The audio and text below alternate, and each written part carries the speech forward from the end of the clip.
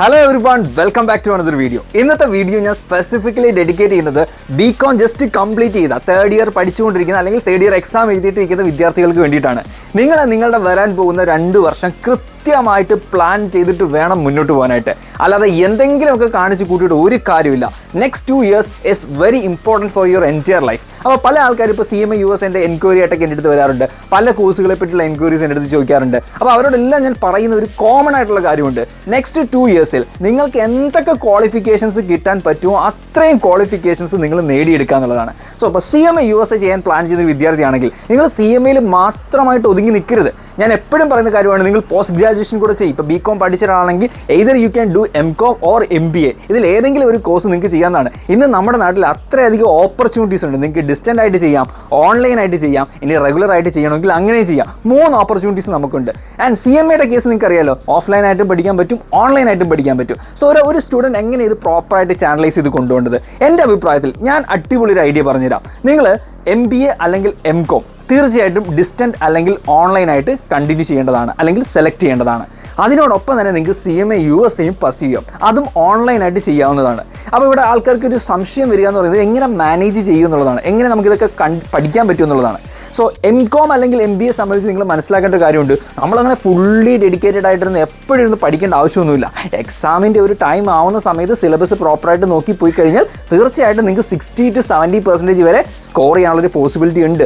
അത്യാവശ്യം ഒരു എഫർട്ട് ആ ഒരു ടൈമിൽ നല്ല രീതിയിൽ ഇടണമെന്ന് മാത്രമേ ഉള്ളൂ. സോ പറ്റും, ഇറ്റ്സ് നോട്ട് എൻ ഇമ്പോസിബിൾ. നിങ്ങൾ ആലോചിച്ച് നോക്കിയത് MCOM MBA ഒക്കെ പഠിക്കുന്ന എത്ര പേര് ഫെയിൽ ആവാറുണ്ട്? വളരെ റെയറായിട്ടേ ഫെയിൽ ആവാറുള്ളൂ. അത് ഒന്നീ പരീക്ഷ എഴുതാത്തവർ മാത്രമേ ഫെയിൽ ആവാറുള്ളൂ.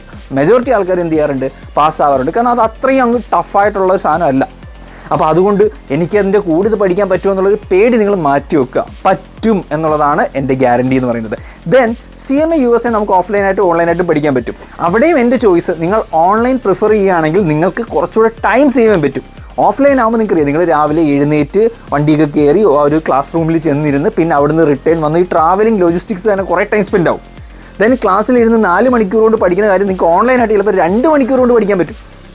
അവിടെയും എൻ്റെ പ്രിഫറൻസ് നിങ്ങൾ CMA USA ഓൺലൈൻ ചെയ്യുക എന്നുള്ളതാണ്. സോ MBA അല്ലെങ്കിൽ MCOM നിങ്ങൾക്ക് ഡിസ്റ്റൻ്റ് ആയിട്ട് ചെയ്യാം, അതുപോലെ തന്നെ CMA USA നിങ്ങൾക്ക് ഓൺലൈനായിട്ട് ചെയ്യാം. അപ്പോൾ സോയിട്ട് നിങ്ങൾക്ക് ചോദിക്കും, ഈ പകൽ സമയം ഉണ്ടല്ലോ, ക്ലാസ് ഒന്നും ഇല്ലാതിരിക്കുന്ന ഒരു പകൽ സമയം ഉണ്ടല്ലോ, ആ ടൈം നമ്മൾ എങ്ങനെ സ്പെൻഡ് ചെയ്യുന്നത്? You can go to work. നിങ്ങൾക്ക് ജോലിക്ക് പോകാം. You can try a job with BCom വെച്ച് ജോലി കിട്ടില്ല എന്നൊരു അവസ്ഥയൊന്നും നമ്മുടെ നാട്ടിലില്ല. You can actually get a job with BCom. ഒരു ബേസിക് ഫൈനാൻസ് ജോബ് ബികോം വെച്ച് കിട്ടും. CMA USA പഠിച്ചാലും നിങ്ങൾ മനസ്സിലാക്കേണ്ട കാര്യമുണ്ട്, CMA USA സർട്ടിഫൈഡ് ആവാനും ഒറിജിനൽ സർട്ടിഫിക്കറ്റ് കിട്ടാനും എന്ത് വേണം? 2 വർഷത്തെ ഫൈനാൻഷ്യൽ എക്സ്പീരിയൻസ് കാണിക്കണം. അപ്പോൾ ഇപ്പോൾ തന്നെ നിങ്ങൾ എന്തെങ്കിലും ഒരു അക്കൗണ്ടിങ് ജോബിൽ കയറുകയാണെങ്കിൽ തീർച്ചയായിട്ടും നിങ്ങൾക്ക് ആ ഒരു ഫൈനാൻഷ്യൽ എക്സ്പീരിയൻസ് സർട്ടിഫിക്കറ്റ് കിട്ടാനായിട്ട് സബ്മിറ്റ് ചെയ്യാൻ പറ്റും. അപ്പോൾ ഇവിടെ എന്താ സംഭവിക്കാൻ പോകുന്നത്? 2 years കഴിയുമ്പോൾ, ഇപ്പോൾ ഇന്ന് 2025 ആണെങ്കിൽ 2027 ആകുമ്പോൾ you are going to be a post graduate with a professional certification with financial experience. That's way you want to be. അവിടെയാണ് നമ്മൾ എത്തിച്ചേരേണ്ടത്. ഇവിടെ സ്റ്റുഡൻസ് ഒക്കെ ഫോക്കസ് ചെയ്യുന്ന കാര്യം എന്താ? ഓക്കെ, ഞാനിപ്പോൾ CMA പഠിക്കാം, അല്ലെങ്കിൽ ഞാൻ PGക്ക് പോവാം, എന്നിട്ട് അത് കഴിഞ്ഞിട്ട് ഞാൻ അടുത്ത ജോലി കിട്ടാതാകുമ്പോൾ അടുത്തതിന് പോവാം, എന്നിട്ട് പിന്നെ ജോലി നോക്കാം. അപ്പോഴത്തേക്ക് നിങ്ങളുടെ വയസ്സ് 27, 28, 30 ആയി പോവും. നമ്മൾ ഫീൽഡ് ഔട്ടിൻ്റെ വക്കിലെത്തും. Why are we wasting our valuable time? Minimum ടൈമിൽ മാക്സിമം ക്വാളിഫിക്കേഷൻസ് നേടുക എന്നുള്ളതായിരിക്കണം ഈ ഒരു ഏജിൽ നിങ്ങൾ ചെയ്യേണ്ടത്. നിങ്ങളുടെ ബാക്കിയുള്ള എല്ലാ സൈഡ് ബിസിനസ്സും മാറ്റി വെക്കുക, ഇതിനു വേണ്ടി ഫോക്കസ് ചെയ്യുക. ആൻഡ് ഓൾസോ നിങ്ങളുടെ പഠനത്തോടൊപ്പം നിങ്ങൾ ചെറിയ ജോലിക്ക് പോവുകയാണെങ്കിൽ ആ ഒരു ഏണിങ്സ് വെച്ചിട്ട് നിങ്ങൾക്ക് എക്സാം ഫീസ് അടയ്ക്കാൻ പറ്റും, നിങ്ങളുടെ ട്യൂഷൻ ഫീസ് അടയ്ക്കാൻ പറ്റും, നിങ്ങൾക്ക് വീട്ടുകാരെ ബുദ്ധിമുട്ടിക്കേണ്ട ഒരു സാഹചര്യം പോലും വരുന്നില്ല. സോ ഇത് ഞാൻ വളരെ ജെന്യുവിനായിട്ട് എൻ്റെ പേഴ്സണൽ എക്സ്പീരിയൻസിൽ നിന്നുകൂടെ ചേർത്തിട്ടാണ് ഞാൻ പറയുന്നത്. സോ നിങ്ങൾ ചിന്തിക്കുക, നല്ല രീതിയിൽ ഡീപ്പായിട്ട് അനലൈസ് ചെയ്യുക, and finally take A good decision. നിങ്ങളുടെ കരിയറിന് ഏറ്റവും ബെസ്റ്റ് ആയിട്ടുള്ളൊരു പ്രോസ്പെക്റ്റ് ആണ് ഞാനിപ്പോൾ പറഞ്ഞത്. So check it out. മറ്റൊരു വീഡിയോയിൽ വീണ്ടും കാണാം. Thank you.